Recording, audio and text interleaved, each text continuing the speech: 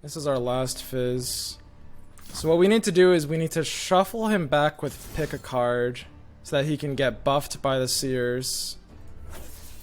So we shuffle the Fizz back into our deck. We've got the entry to pull him out, and it's our third Fizz since the other two died, so it's guaranteed to entry him. Starlit Seers have a 50-50 to be buffing him over the other. If he ended up on top, he's currently 10 attack. We can beat a pursuit. So you open with Elixir of Iron. Blessed by snow and stars. And then you entry. Entry pulls out the Fizz at 12. Then you play the Fizz. And what this does is it gives him no opportunity to pursuit, which is really, really important.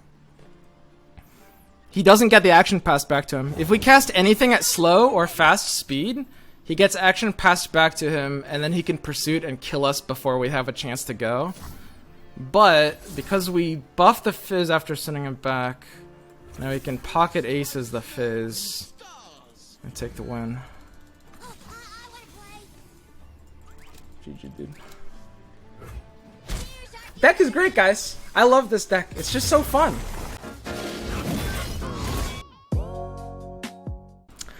Hey boys, what's up?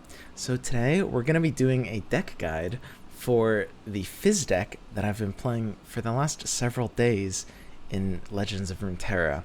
This is probably the most fun deck I have ever played in this game, and it was a really cool concept that we came up with several days ago. Although people have, messed around with the idea of Starlit Seer Fizz, I've never seen anything quite like this.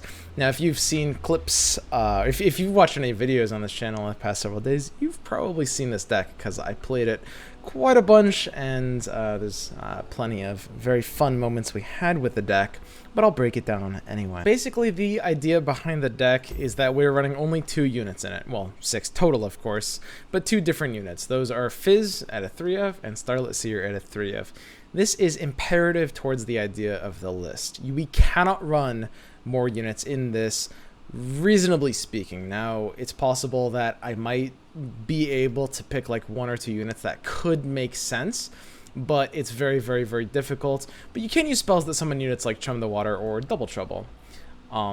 Basically, the idea here is that we need Starlit Seer's buff to always hit either a Starlit Seer or a Fizz, and then we need shared spoils to be able to reliably pull, again, Starlit Seer or sometimes a Fizz, but mostly you want to make sure this is getting you Starlit Seer so that your entry can get you Fizz and you're good to go. If we run more units than just these 2, we lose a lot of the deck's reliability and a lot of the kind of like the full combo potential here. As always, I'm going to leave a pinned comment that's going to link to the deck on Mobalytics.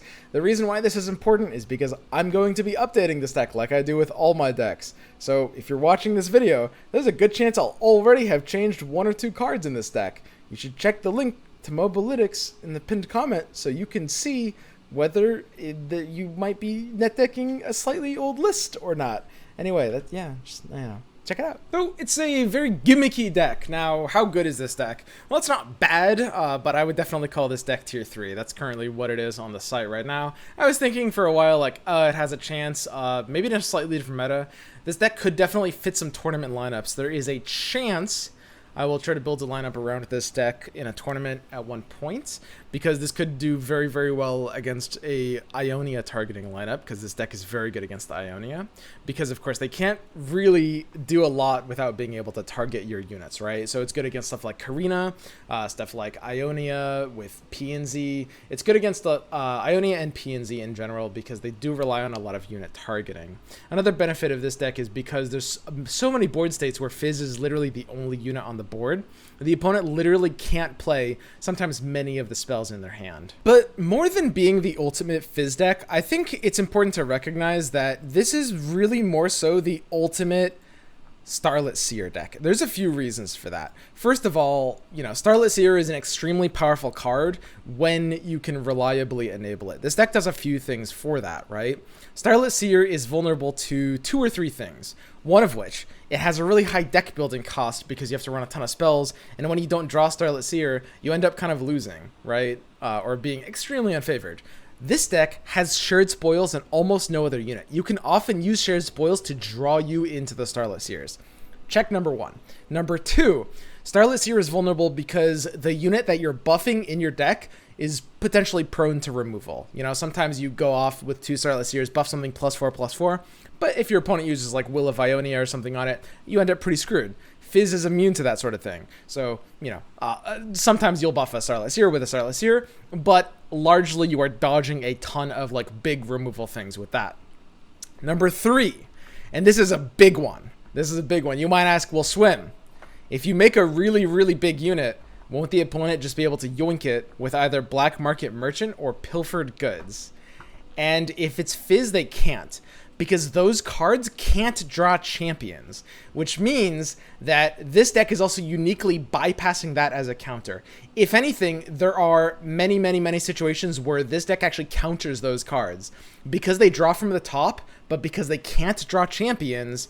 When, you know, an opponent uses Pilfered Goods, I'm tripling my odds of being able to draw Fizz on the next turn. So they're actually getting me closer to my big buffed unit, which is sometimes helpful if we, you know, don't have Entreat or might want to get to it sooner. And as you saw, the point of this deck is to basically make a really, really big Fizz and kill your opponent with it without them being able to target it. That's pretty much the deck in a nutshell. Overall, it's very fun, it's very gimmicky, it's good against specific kinds of it's good against very specific kind of things, and it ends up being a solid anti-meta option. It's sort of a shame that I only had the idea for this deck like 4 days ago, because this actually would have been a pretty good deck in the last patch. Now, Burn would have been a problem, and Burn is always a problem, but this deck is really good against Ionia, P&Z, and Karina, and those were really, really, really rampant. In fact, most Bannerman decks were getting cut for, like, you know, Lux Karma near the end. And this deck actually was able to perform very well in that environment because I played this for a day or 2 before the patch came out. Okay, so yeah, that's pretty much the deck. We can go ahead and get into games now. Oh yeah, I forgot to mention, Battle Fury is a 3 of. I know that looks kind of weird, but it's a very integral win condition in this deck, and even though it will brick in a lot of situations, you need it in too many others. It's kind of like why Karina runs 3 Ledgerus. Okay, so we're just going to get into some games here. We're going to talk about our play decisions. Again, this is a really fun deck. You're going to do some really, really, really unique decisions sometimes, but, I mean, it's not one of the stronger decks that I've made, so it's just a fun deck to hang around with. Filthy Gamer Weeb. Alright, this is going to be our opponent here. So we're against Bilgewater P&Z. It should be a pretty decent matchup for us. Ezreal will have a really, really insanely hard time flipping against Fizz. So how we do mulligans here is pretty simple. If it's not Fizz or Starlit Seer, we're going to kick it. That's pretty much it. Yeah, there's almost no exceptions to that, actually. Okay, and we get an okay hand. Hand somewhat improves. I'm a little too concerned about both Parlay and Thermo Beam. He's doing the rare deck that actually might have 6 answers to this Fizz on turn 1, and I didn't really want to risk like a bluff on Warning Shot there, since a lot of people wouldn't Warning Shot in that spot. So we'll just gladly play the Seer here. I'm pretty happy with this. The Powder Keg isn't really going to get super high value here, and we'll drop Fizz immediately. This is really important because it gives him no chance to respond with anything that... it gives him no chance to try to use Make It Rain while Fizz isn't on the board. Fizz has a unique interaction with Make It Rain because Make It Rain is a... Ooh, interesting. That is very interesting. So, yeah, I mean, he does get it through. It's dealing 5 damage from the keg.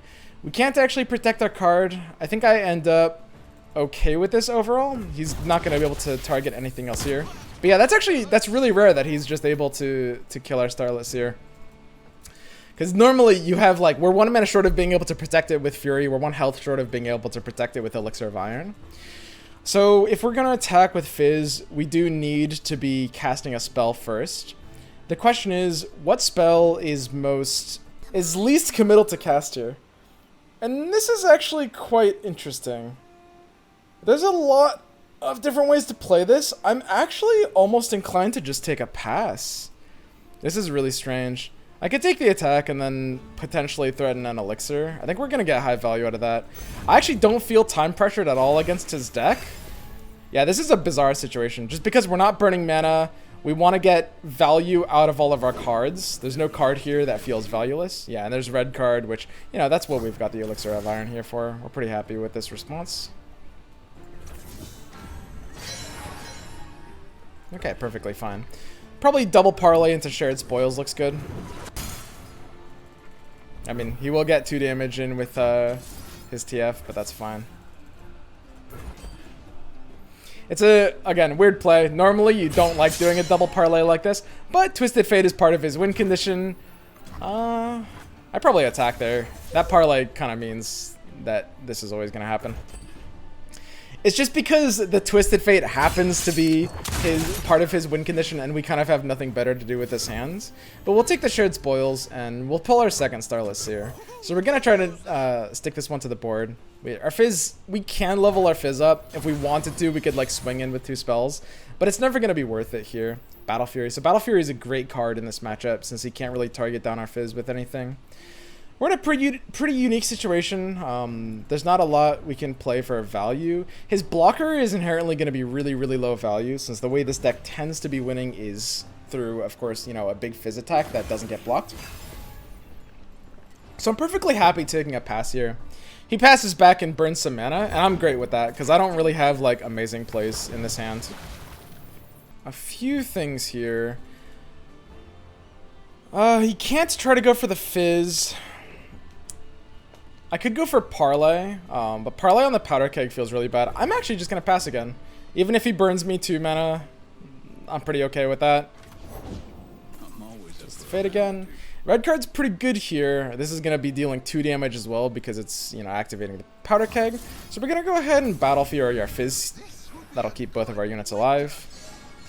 And of course, I mean, he can threaten with Thermo or I get excited, but we've got the Warning Shot response.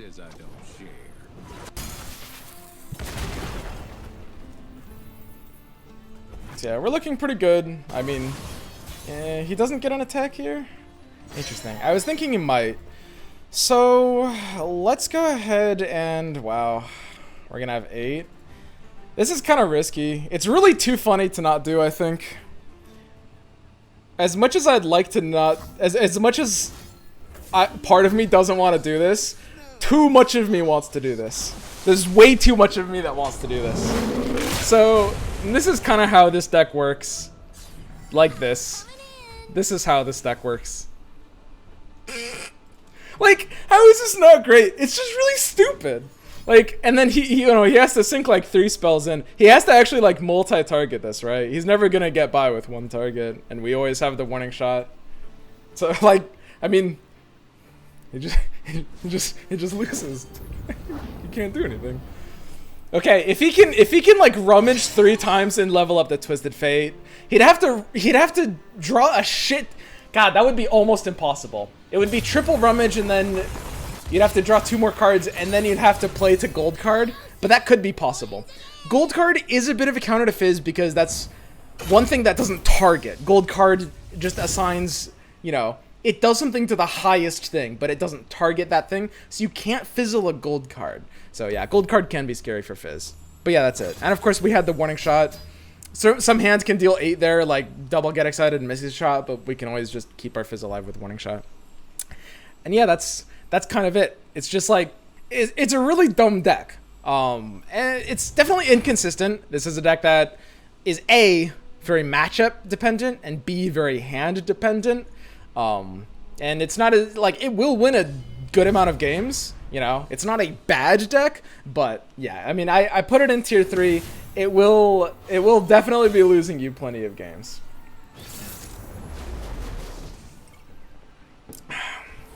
But goddamn, is it worth it?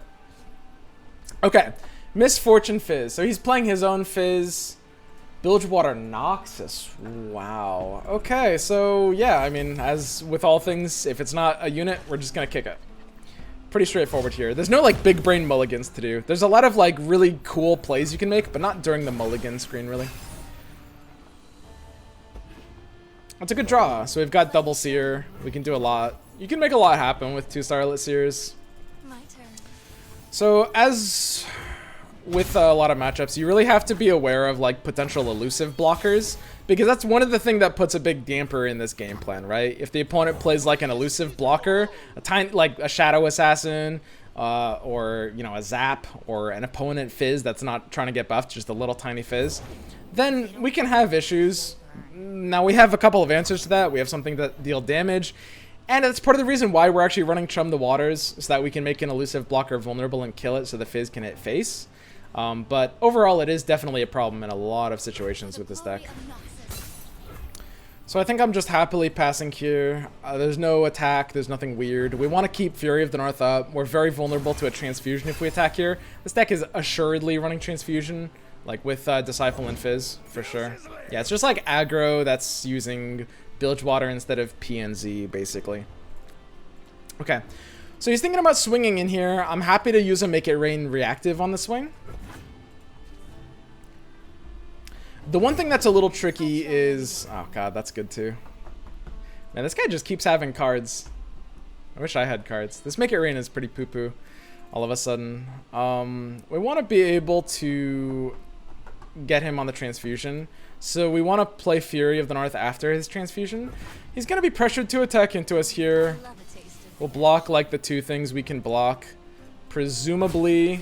I expect him to take a Transfusion here. If he doesn't, it's not a big deal, by the way. It's less than 50%. I mean, there's a good chance he doesn't have Transfusion, but I need to make sure I have the punish if he does, right? It's super, super, super important, because otherwise I'll literally lose the game on the spot. Meanwhile, our other Starlit Seer is getting his Demolitionist into Make It Rain range. Now, you'll notice there's a problem here, which is that he's basically a burn deck, and our health is really low, and it's not really getting better than this either. We're kind of screwed, guys. I mean, we're not really gonna be able to win this matchup. Like, he's playing burn. We don't really have like any way to heal or be very defensive at all.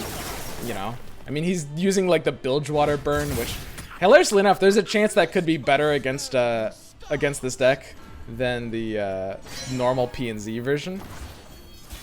Down to 3. Ruh-roh. I mean, alright. I mean, Fervor or Guillotine. Yeah, I mean, there's kind of like no big play arounds here. As much as I'd like to pull something crazy and win this game, we're not. I mean, you know, it's the nature of the matchup in the opening hand. I think overall that's fine. This is super over.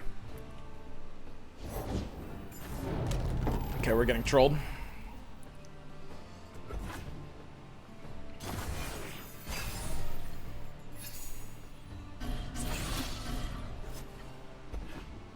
Jesus.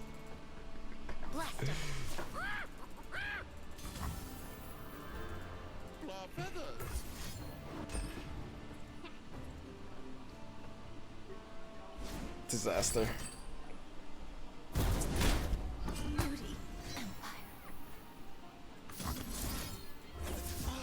An auspicious season.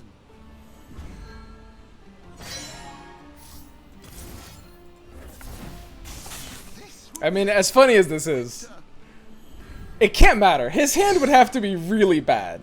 It doesn't make any sense. Also, this Make It Rain is really awkward for me. Oh yeah, we're already dead. What the hell am I talking about?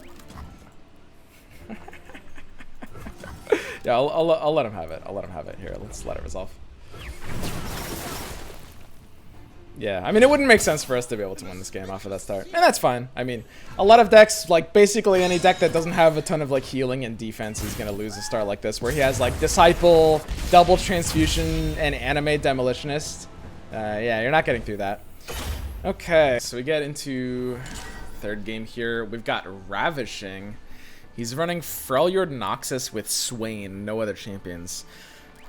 Whew, that's really interesting. Okay. So, as always, we're just gonna follow mulligan for a unit. See how this goes. Doing the Swain emote. Swain emote's good there. Perfectly happy to do this. Again, you gotta be a little worried if you don't have Warning Shot. It's risky to do this against like Thermo Beam or Parlay, but here we're quite safe. So one thing to watch out for this kind of deck is potentially Culling Strike. A lot of people like running Culling Strike in this sort of archetype. I haven't been as big of a fan of it myself, though. Interesting. Okay, yeah, so I'm very happy to just take this open attack. We're just chilling. This is great. He's down to 14 already. We're gonna potentially threaten, like, one-shot range with big Fizz. Okay. So Amber Maiden is gonna kill my Fizz. I'm pretty fine with that. Let's go ahead and take the shared spoils while we have it. So we get a Fizz that will replace the little one and buff some other things on the top of our deck. Okay, that's Sand. So he's setting up my units to both die. We didn't really have a way to protect Starlit Seer, so it's a little unfortunate, but that's fine. Not too much to do about that. At this point, now that we don't have like a buffed Fizz or a Seer stuck to board, you're mostly looking for the Battle Fury win condition. Like we've got a Fizz, I mean, he's got +1/+1, doesn't really matter. We've got a Fizz, you know, we've got salvage, we have, you know, good opportunities to draw into that kind of thing. He's not running like pillage things, so it's totally fine to just let him hit me. And, I mean, again, he just can never really target my Fizz, which is great. City Breaker. Yep. And I'll use salvage here. I mean, there's a consideration to try to bank mana sometimes, but there's just not enough to bank it for here. So we can kill him on turn 7. We're attacking odds. In some situations, you know, you have the ability to Battle Fury really, really early. Not this situation, though. Alas. So... oh man, this is strange.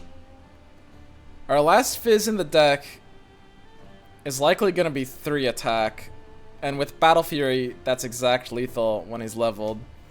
Which makes this current Fizz incredibly expendable.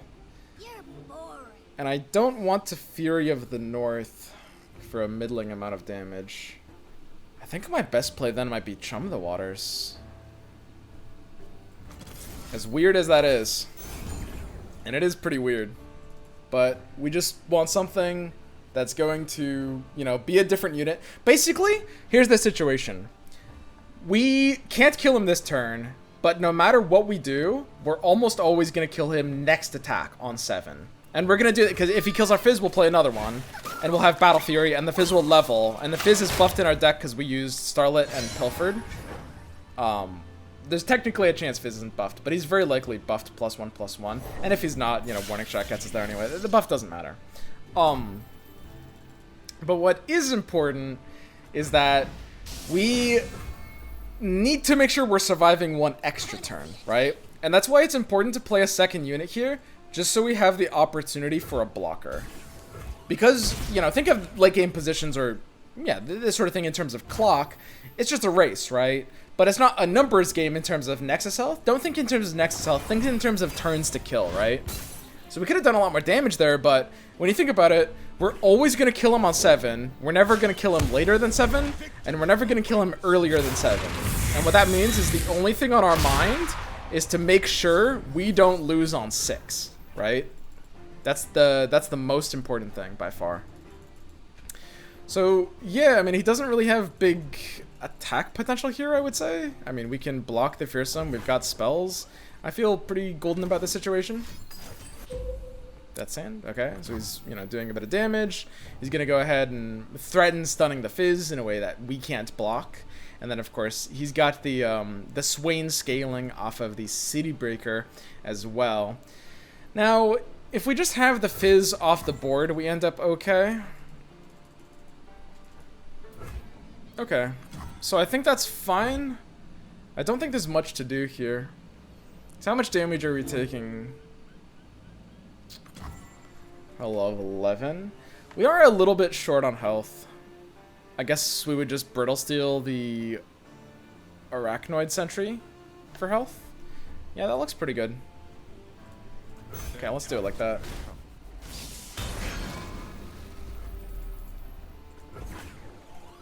So he'll attack with these. We'll Brittle Steel the Sentry to make sure we're in, you know, surviving range. His Swain will kill our Fizz, which is really, really important. It's really important that our Fizz died, because this deals 1 to the Nexus at the start of the round, and the Swain will stun something without targeting it at the start of the round. And if I have a Fizz on board, I can't play a Fizz in my hands, which means it's very important that I don't have a Fizz on board here, right? So we need to just chill. Now, you could lose to some things like Noxian Fervor could be kind of awkward. No, there's definitely plenty of things, but he can't really like stun my Fizz with stuff like Arachnoid Sentry, so he is kind of gonna need something big. Ooh, that's kind of interesting. Yeah, I mean that can do something here since we don't really have the ability to stop the stun or fizzle that spell. It's always gonna like deal Nexus damage here. Yeah, it looks like he's good. So he's got the win here. Yep, we can't do anything against it. Oh well, and that's fine. I mean, overall, it's a pretty gimmicky deck. You know, it's really fun when it works. We're really close to working here. It's just 1 turn away. But I mean, don't get me wrong. This is a for fun deck.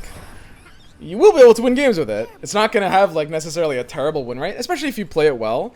But it's not gonna have like, it's not gonna be a deck I would recommend to like climb with, right? And that's never really gonna be the case. So I'm not gonna try to sell this deck as something that it is not. It's fun though, and it does work a good amount of the time. Okay, well, that's the end of this run. But yeah, back to Builder. Alright, but yeah, I mean, that's the deck. What more is there to say? It's fun, as I mentioned before at the start. You know, check out the link in the pinned comment because, you know, that'll be the updated version. I actually will play more of this, and I will change some of the things probably in this deck. You'll see me, you know, messing around, putting in something else. What I will say about this deck, I'm going to leave you with one final note. This is a sort of archetype that could be really strong in a future update. Now, that probably sounds kind of like a joke because you just saw me lose 2 games out of 3. And, you know, I mean, it is a gimmicky deck.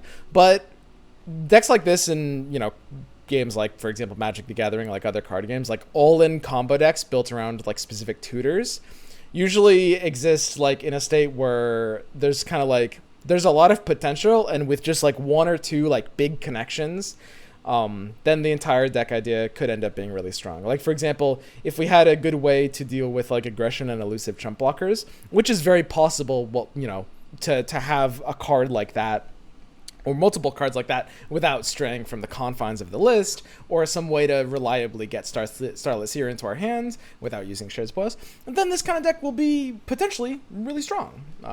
That'll be interesting.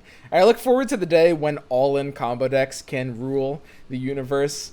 It's unfortunately not this day, but this is my favorite kind of deck, the idea of just playing for one singular strategy, protecting that strategy, making it as consistent as possible, and then just slapping the opponent in the face with it.